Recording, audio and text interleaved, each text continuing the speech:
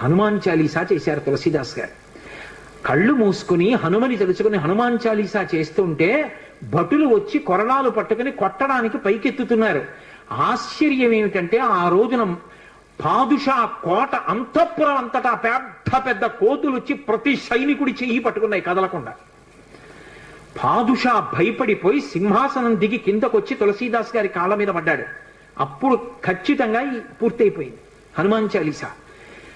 ఆ తులసీదాస్ గారి చదివినప్పుడు అన్ని కోతుల రూపంలో వచ్చి ఎదురుగుండా హనుమ నిలబడి కాపాడారు తులసీదాస్ గారిని.